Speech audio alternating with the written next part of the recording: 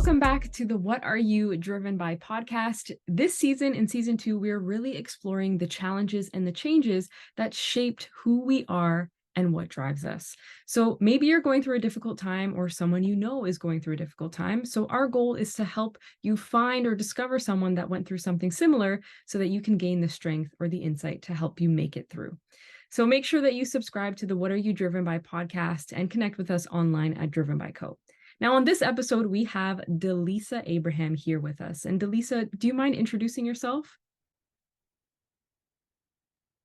Thank you, Deandra, and welcome everybody. I am Delisa from Faith and Sparkles World. I am an empowered leadership coach. I am a parent. I'm a veteran, and I've just at that point in my life where I'm just seasoned. And when you're seasoned, you've lived a little bit with a lot more living. Absolutely. Wow, I didn't know you were a veteran. Wow. Yes, I came out.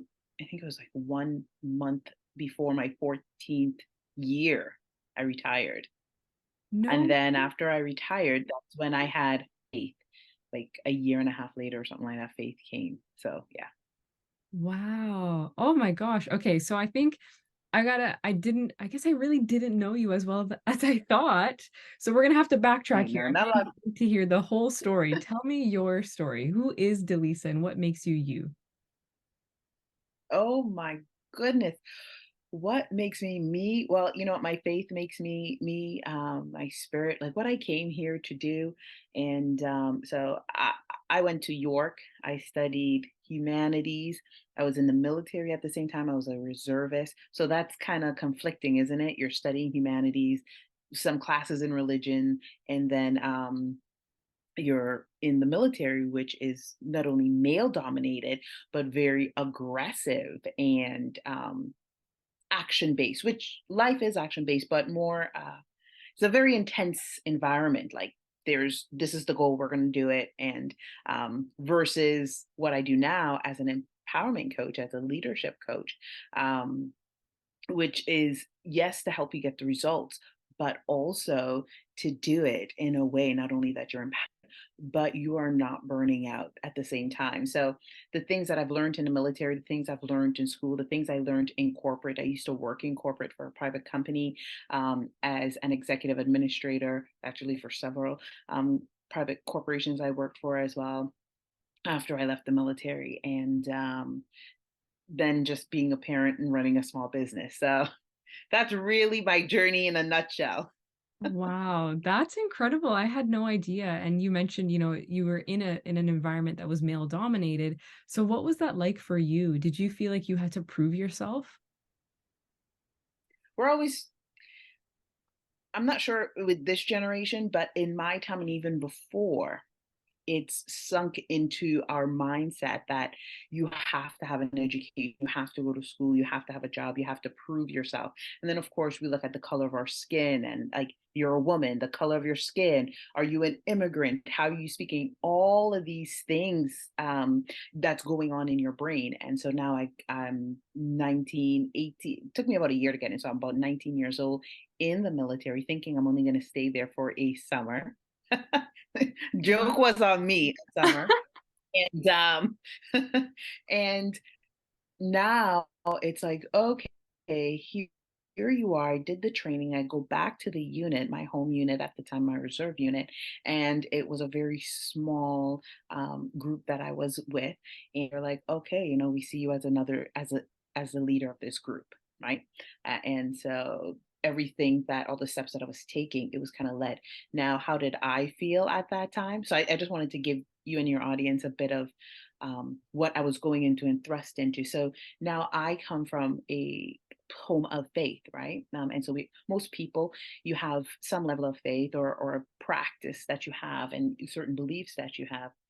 And as a woman, Black woman in a or girl at that time in a male dominated space that's still trying to figure out who she is because I was so young, I still didn't know myself.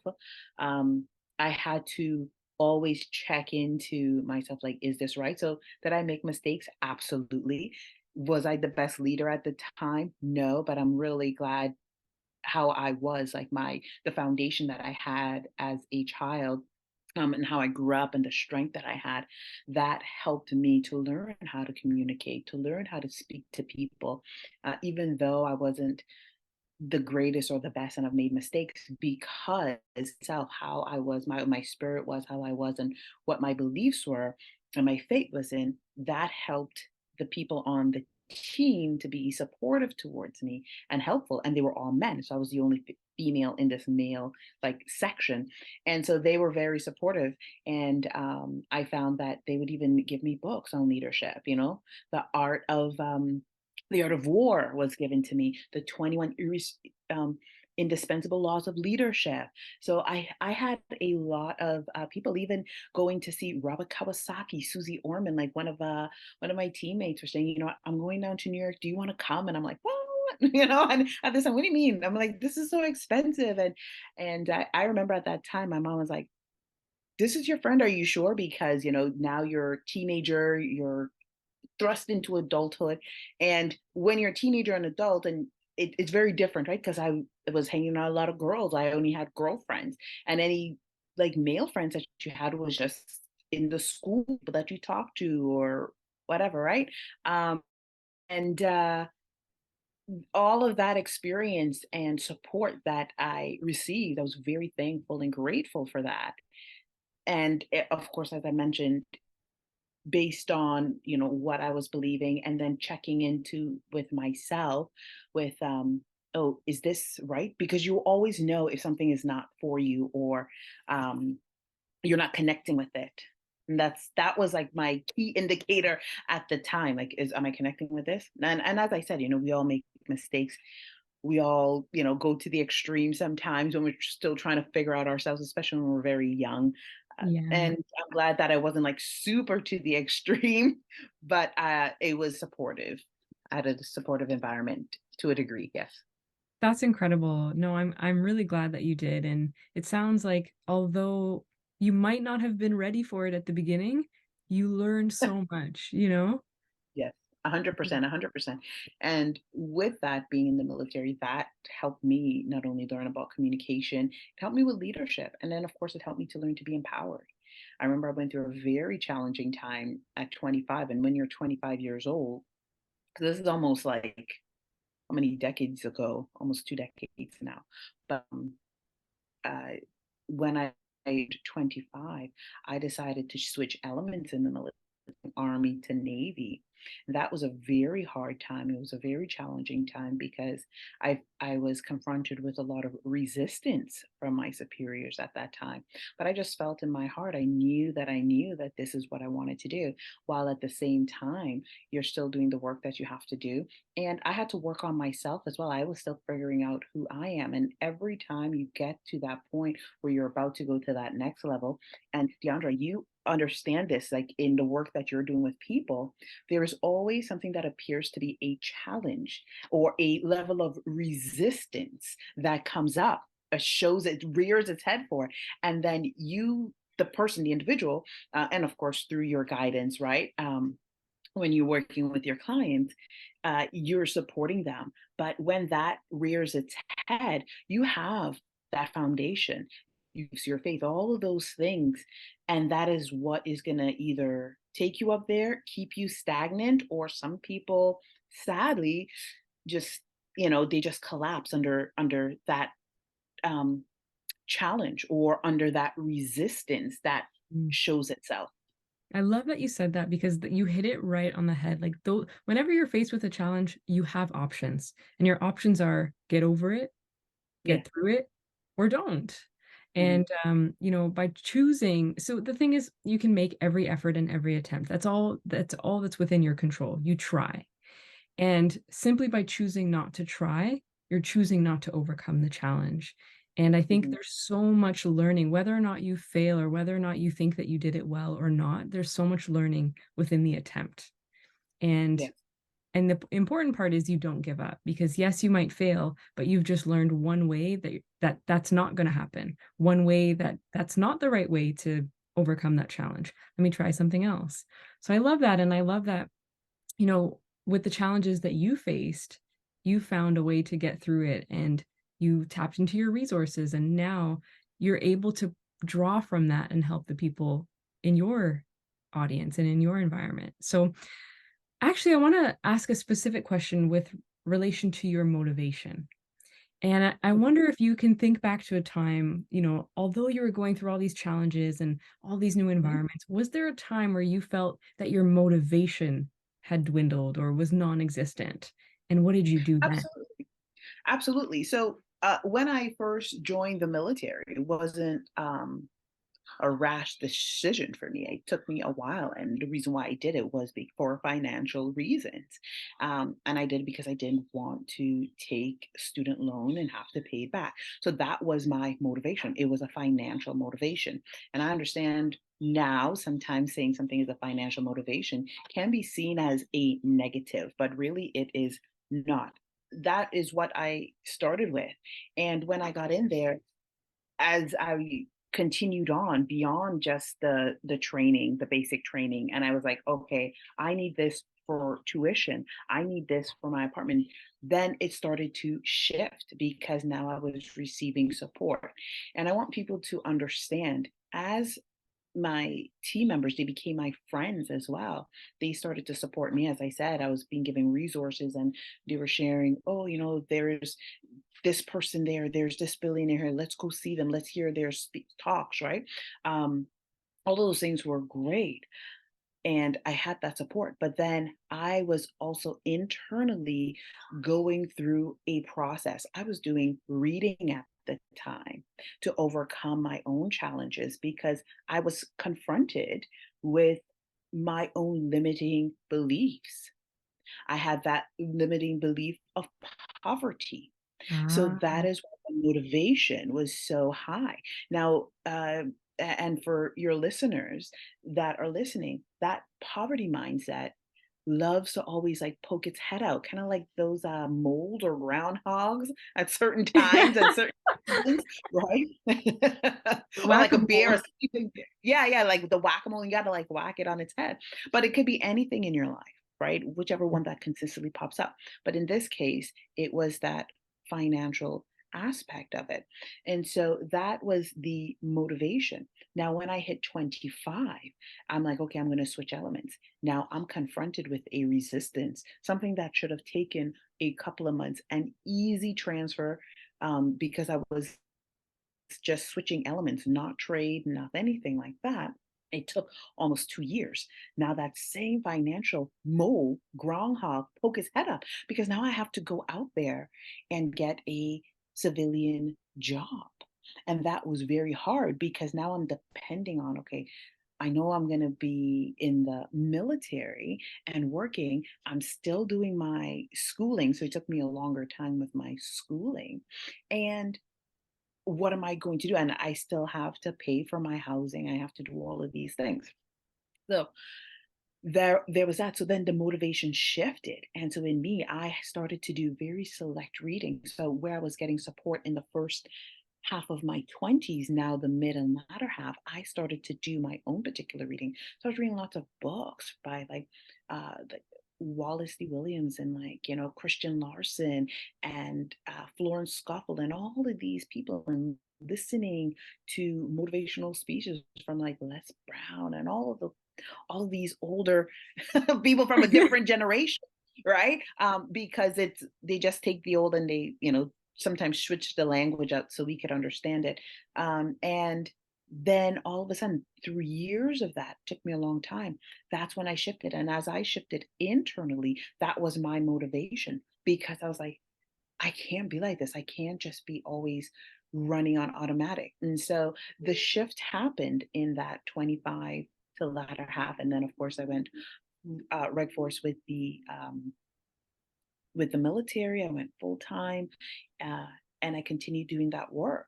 And of course now there's new challenges because now I'm in charge of a team, and even though I Mm. had a team before, now I'm in a different element. I had to do different trainings and I still had to lead. And now I'm in charge of like two sections. It's the same team of people, but there's two sets of responsibilities as a leader that I had to overcome.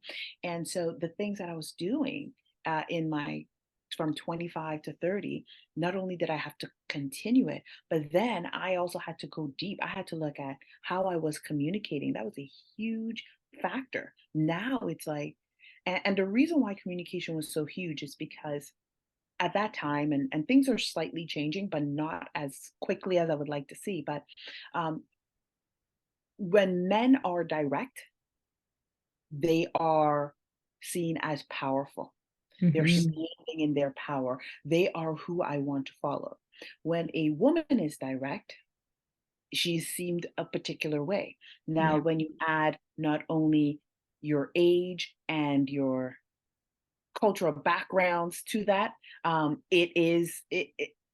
especially in a male dominated space, there's a lot of things happening. Now, if I tapped into my femininity at that time, how generally um, females respond with leadership, it would be seen as weak. Now, there's nothing wrong with that. So I had to find my balance. And I'm going to Hmm. repeat that, my balance of the masculine and the feminine leadership, what works for me, and how I was going to do that.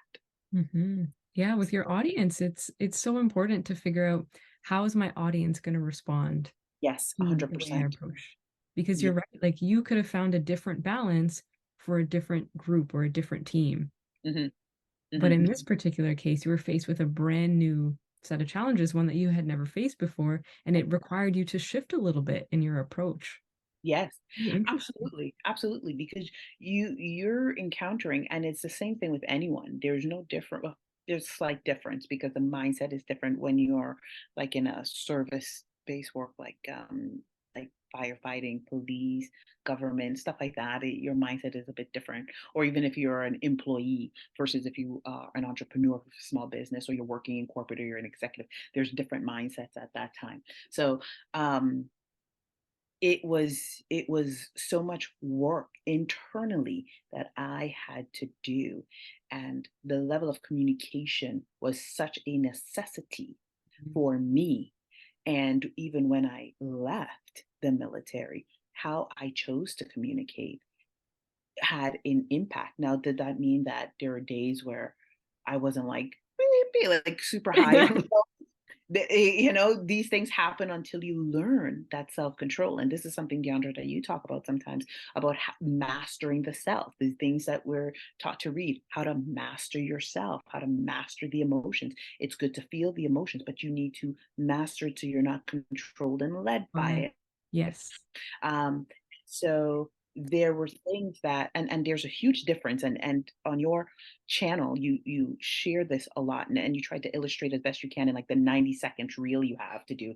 But when we are mastering our emotions, that doesn't mean stuffing it down. So I stuffed my emotions down a lot for a long time, for some, over a decade.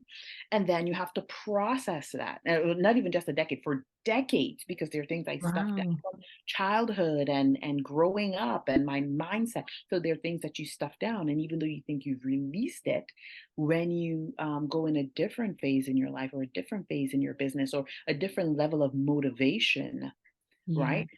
That different level always will, like, as I said, bring up the resistance, bring up the things. And if there's something that's stuffed down, guess what? That is a thing that's coming up, like the Y groundhog that you gotta yeah. whack. I love that. This has been a theme throughout this whole chat so far. The whack-a-moles. Of course. Yes, the whack-a-mole. That's it. That's the name of it. Whack that mole. Whack Yes. that, well, not whack-a-mole. It would be like whack that negative habit or something. I'm sure you'll Yeah. come up with something fun and like engaging. Love that. Oh, amazing. So I also wonder do you have any advice, maybe draw on your experience here for a time where you felt your motivation dropped and you had to find your motivation again? So speaking directly to people who find that their motivation is low, Mhm. how can they bring that back up? Wow. And this is such a great question for such a season in time as this. And I would share one of there were many times where motivation was low, but a very specific time is when I decided that I wanted to leave the military. I'm going Mm. to retire.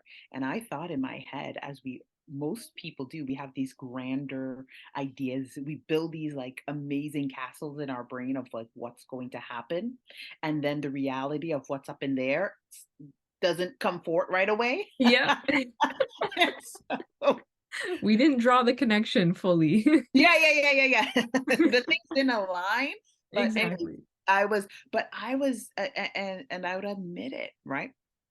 That the reason why I became down was because I became prideful. I became prideful because I was like, I'm good at this. I'm great at this. I've done mentorship. I've done leadership. I've mentored like one or two people. So I was doing that on the side in, them figuring out what their career path was, what they wanted to do as an entrepreneur. And they were successful at it and they were good at it. And I was like, wow, so I became prideful. And that old saying, pride cometh before a fall, is very true. Mhm. Because I didn't take the time to even do the work I was doing the work, but I didn't take the time to sit and figure out, well, what am I going to do? What do I want to do? The only thing that I held on to was, well, I'm good at this, so I'm going to do this. So I guess this is what I want to do. And it wasn't that it was wrong. But as you said, the alignment, those connections did not align at that time. And so I went through a very challenging time. But because I was equipped and prepared with the work that I have done prior from, teenager, my 20s, now I'm in my 30s, almost in my, just before my mid 30s, because, yeah, yeah. So I was approaching my mid 30s here. Um, this happens and things weren't working out. Things weren't working out the way I thought it would. And I was maybe working like 4 5 months or something like that. I was doing contract work and it was working out fine, but I still wasn't happy because I'm like, I'm not supposed to be here. And so I had to go back and figure out who am I right now and go back to meditation and prayer and journaling and reading different works, so that I could be in alignment. And I had to create the space. And so that's the foundation of what I teach people, which is called creating space. And the reason why I do that is because you have to lay that foundation and set up the walls before we can build any sort of castle, even if it's spiritually, mentally, physically, emotionally, anything. That space, that foundation has to be there. So I hope that answers your question.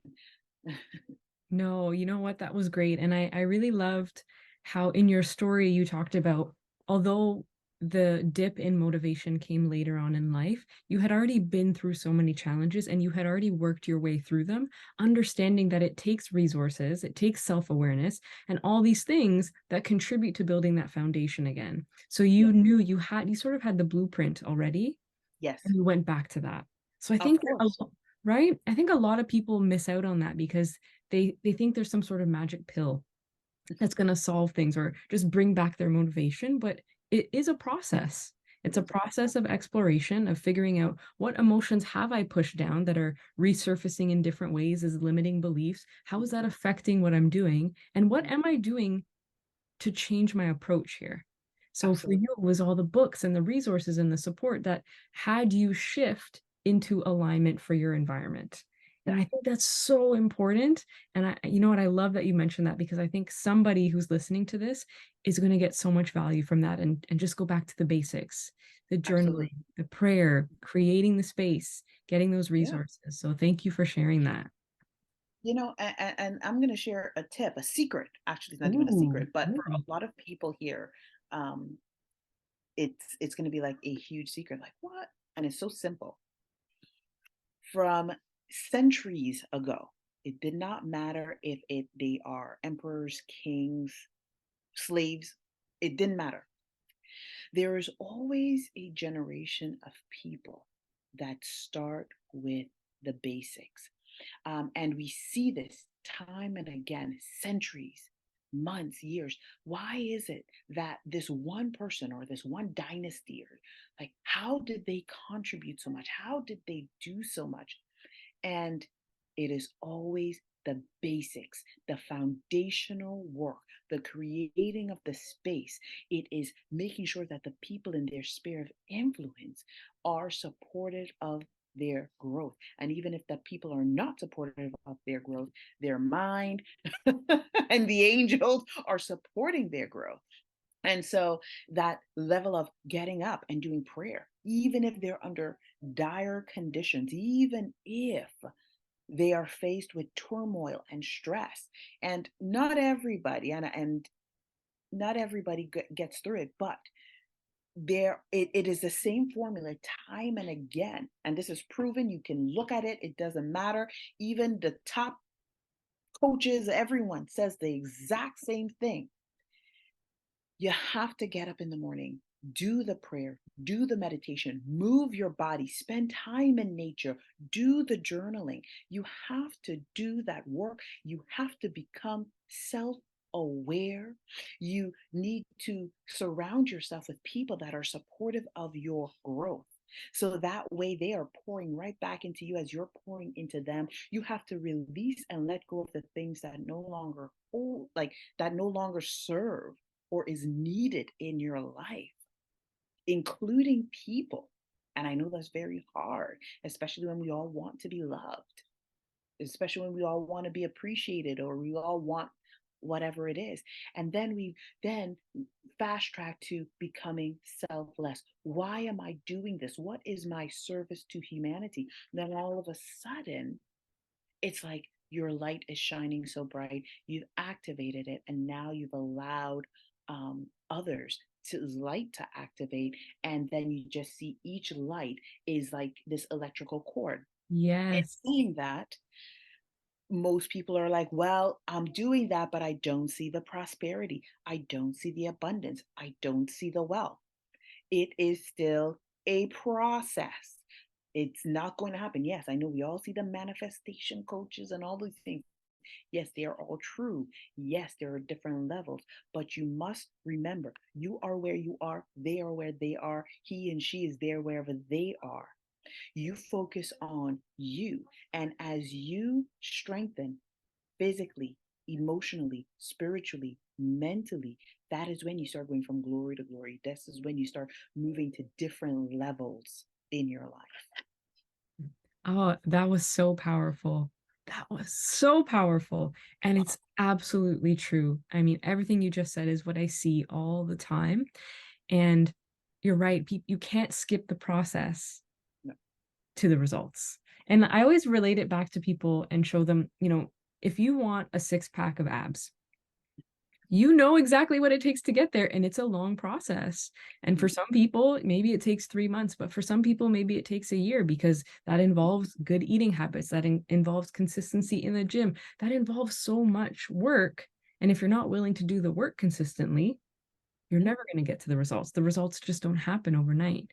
And you're right, what happens is during that work, during that process, you need to shift into alignment.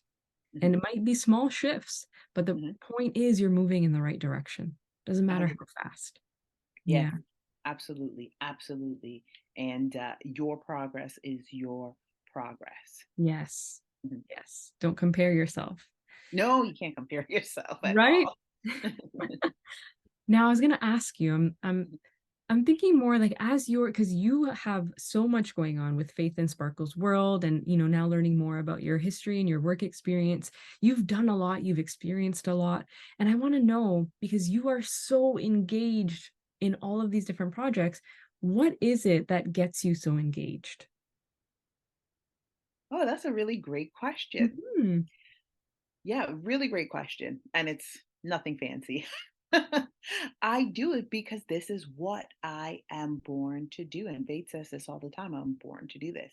I'll give you a great example with her, and of course with myself, to encourage yourself, your listeners, with this. When she goes and she speaks in front of audiences, now these are 300 people, so it might seem like a small number to people, but when you're 5, 6 years old, this is a big deal. And she's talking for about 15, sometimes 30 minutes. And then the people ask her questions depending on where she's going. And so people are like, well, what are you going to be when you grow up? And for her, she was like, so she looks at me, but now she doesn't do it anymore. But she was like, what do you mean? I don't understand your question. Like, I'm going to be doing what I'm doing now. I'm still going Yeah. to be sharing my books. I'm still going to be doing talks. I'm still going to be sharing my heart with people. Like, what is your question? Yeah. Right? Like for her. Wow. And people are like, "Oh, okay. I guess that is." And the reason why they ask that question is because everyone has this mindset of like, "Well, we're all going to do like 20 different jobs before we find our stride." And while that is true to a degree, what is also true is that some people just come in and they're like, this is what I'm going to do. Now, what they're going to be set to do, sometimes you can be a firefighter. That firefighter work that you came service that you came to do could expand. Maybe that doesn't mean you're going to be a firefighter on a truck. It could be that you're the supervisor. It could be that you're setting the policies for them. It could be that you're a government official that is leading the team, or it could be something like that. And but did the actual work as of a firefighter change? No, it didn't.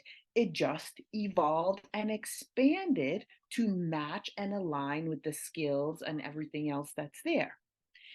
Now, did the person go through 20 different jobs? Perhaps, because maybe they had to work at McDonald's or something, or they had to start a business or whatever it is that they had to do. Or perhaps not. Maybe they're like, this is what I'm going to do. I'm going to do my volunteering. I'm going to help out here. And then they grow from that. So there are all of these steps to it. So now you're asking me about this motivation. I hope that helps people. With me, I do it because this is what I was born to do. I knew that I was here to help people. In what capacity? I wasn't sure in what capacity. I went through so many things when I was a teenager because I felt like I had to like say, I want to be a doctor or a lawyer, an accountant, or someone in media. But I talked a lot, as you guys can tell. But the funniest thing with this is I knew that communication was what I was supposed to do, that and being a mother. So when I was very young, and for this generation, that a younger generation, when in my time, me saying at like 4 or 5 years old, oh, I want to be a mommy, right? That was seen as like, what?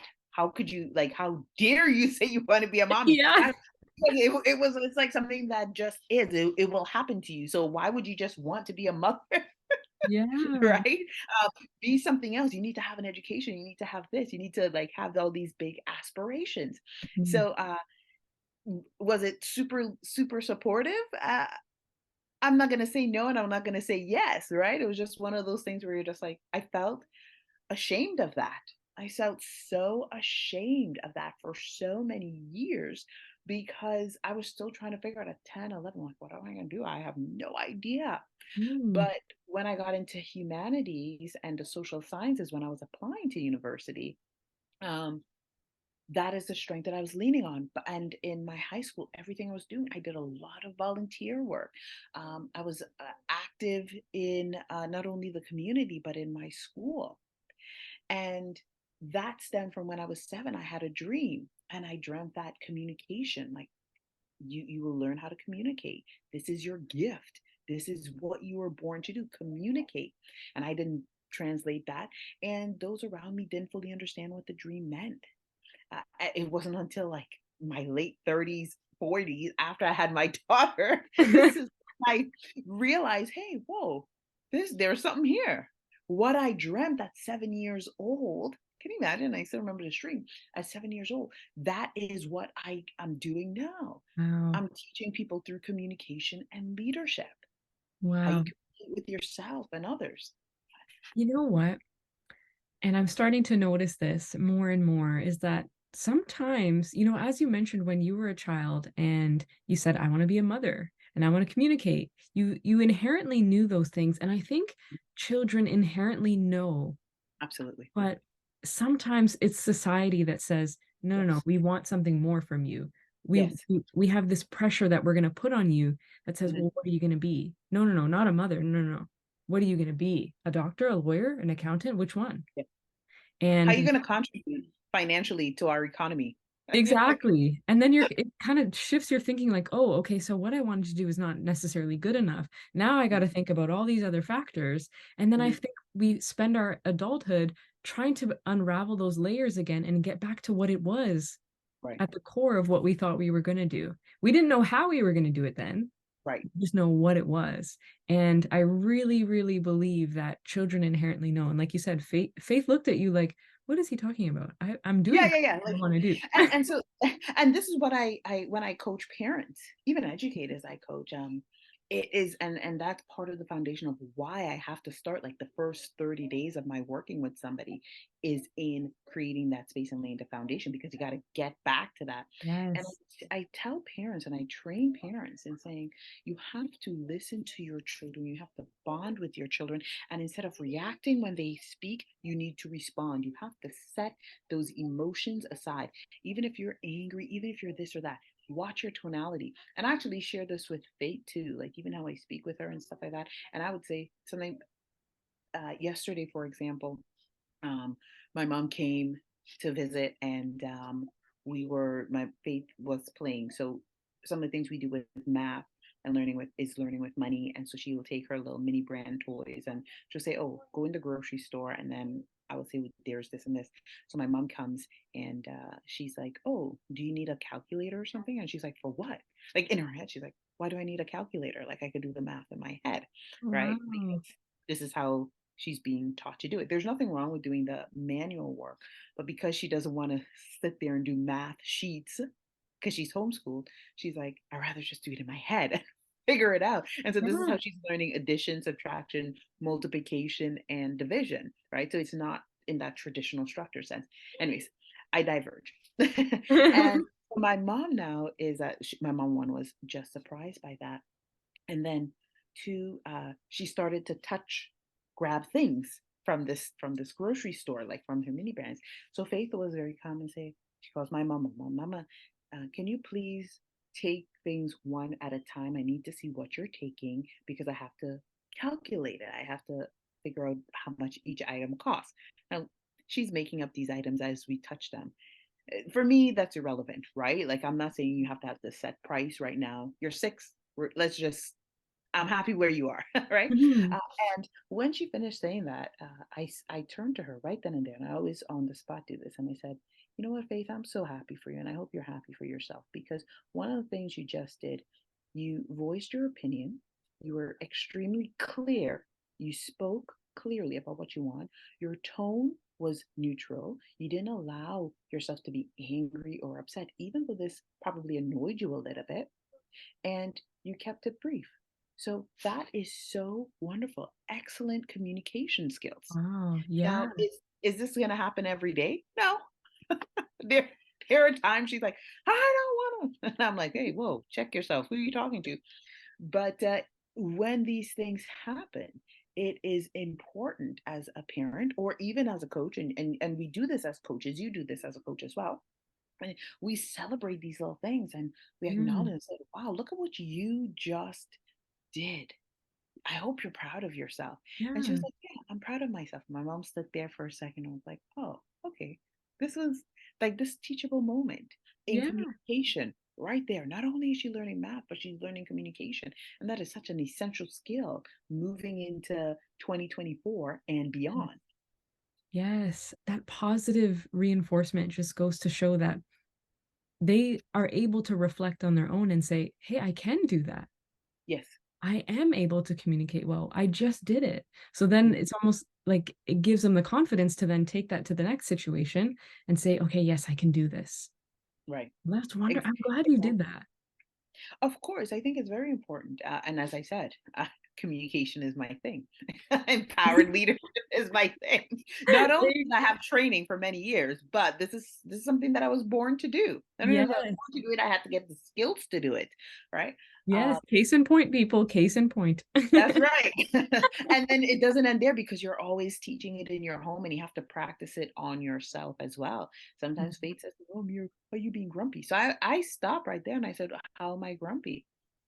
She's like, Yeah. "I don't know, but you're just grumpy." Well, what makes me grumpy? Was it my tone? No. Is it what I said to you? No. Um, did I scream and yell and shout at you? No. Did I make you feel sad? No, you're just being grumpy. Oh, am I being grumpy because I told you not to do something and you want to do what you want to do? Mm. Maybe. Yeah, maybe. I'm like, okay, you need to like expand your vocabulary. And I say that you got to expand your vocabulary. You can't be walking around telling everybody that they're grumpy because then that's a reflection on you. Yeah. I'm not grumpy. Are you sure? Are you sure? Are you sure? Are you sure you're not grumpy? Yeah. Oh, Yeah. So there are all of those little things. And so what I'm taking in my home is things that I apply to myself in my life and things that I apply to with my clients as well. And it's just how I also run the business as well. yeah, I And love that's that. the Yeah. time. I just love that you teach the principles that you live by. So Absolutely. important. Yeah. You can Yeah. never go wrong with that. Exactly. Exactly. But Delisa, I need to ask you formally because I ask everybody on the Mhm. podcast and a lot of the people that I meet, what are you driven by? I'm just driven by life. I'm driven by faith, my daughter, Faith, and of course, my own faith. And I'm driven by living this life of purpose. And I'm so excited that I could be at a stage in my life where not only am I seasoned with experience, but I'm still like in that wonder, that childlike awe and wonder of learning and curiosity and being, because that encourages me and drives me every single day because I recognize how much more I recognize how much I have to offer, and at the same time, how much more I have to develop within myself, how much more I can be of service to others. That's amazing. And I love that you said curiosity because curiosity is a huge part of drive and motivation. Because if you lose your curiosity, then you feel that there's no need to learn more. Once you have that curiosity, it's almost like, well, what's next? What more can I do? Mhm. And I Absolutely. truly see that in you. Yes, So yes, you're yes, always looking at 100%. yeah, it's always what's next? What more can I do? How else can I serve? How can I be better suited to serve? So I Mhm. think that's fantastic. And I love that you are so aligned. And although you went through many challenges and your journey was unconventional in a sense, there's so much wisdom that you have to share with your clients and your community. And so my last question for you would be, what is some advice that you want to leave people with based on all this experience that you have and what you're doing now? Maybe that one piece of it of life-changing advice. There's just so many. But the one thing that I would leave with people to know, it's an oldie but a goodie. Mm, Know thyself. So take that time, take that moment to be with you. We're nailed into our heads from the moment you're born to always have so much activity going on, and that being in solitude is a prison confinement, right? Because people in prison go in solitude as a form of discipline and as a form of torture, right? And that's torturous because now you are confronted with yourself. But it might sound very extreme, but I really want to illustrate that point. Um, Spend that time in self-reflection, in prayer and meditation. Spend that time in surrounding your home, your spirit, your body, your family with empowering words or music. That is just going to bring up your vibration, elevate you, and it allows you to release the things that no longer serve. So the more time you spend with you, the better off you will be able to help your family and your clients and your, or even if you're working in a business, like as you work with someone, or you're working with a team, you're better able to contribute because now you're aware of your strengths. And yeah. a byproduct of knowing yourself means that you now can tap into other people's consciousness. Ooh. It's like, yeah, you can tap into it now. When I say tap into it, some people are like, oh, I can like mind control. Well, we don't want to be mind controlling stuff, but there are some people that get to that level, right? But what that happens, it opens their door. It opens the door, so you can kind of peek into what's going on in their brain. Now we can do this, but it becomes challenging, and now you know how to respond with other people. even if you might think, oh, my work is so hard, people don't like me, because you know yourself and you're doing that work, like the journaling and the self reflection and the meditation and stuff like that. Your vibration is higher, your consciousness is higher. Now your spirit is awake and doing the work it needs to do. And then that allows, when you're with other people, it could be your family and so on. Now you understand them, even if they don't even know what the heck it is that they need to do. Now you're best able to respond accordingly to them, and you don't take anything personally. I love that. I love that. Know thyself so that you can grow thyself. Yes, okay, I should have just said it in that 2 sentences. I'm sorry, I went too long. No, no, I thought it was great. That's exactly what I took from it. And this is everything that I talk about with self-awareness and my new self-awareness journal that just came out. You can't change what you are not aware of. No, So you must know thyself in order to grow thyself and identify those areas where you can improve your communication because you don't know what in your communication could be blocking you. So everything that you said was so important to hear. And Delisa, I want to thank you so much for joining us on the What Are You Driven By podcast. I appreciate you sharing your story, sharing your challenges, and sharing the key changes that you made in your life. Because I think that there's someone out there who's going to take that and say, you know what, she did it, so I can. And I that's think right. that's exactly what we're all about here. So, where can everyone find you if they're looking to get connected with you in your community? Yeah, follow us at Faith and Sparkles World. Go on the website, faithandsparklesworld.com. And every month I host a free webinar. And this is free, it's going to be live on LinkedIn. And the reason why we have this is because I understand, as a leader of your home, of yourself, of your community, how much support you need and the equipment that you need, the preparation that you need to not only end the year stronger than how you started, but to start the year your best year ever. Love that. You heard it here first, everyone. Please connect with Delisa at Faith and Sparkles World. And I want to thank you all for tuning in to the What Are You Driven By podcast. And I hope to see you in the next episode.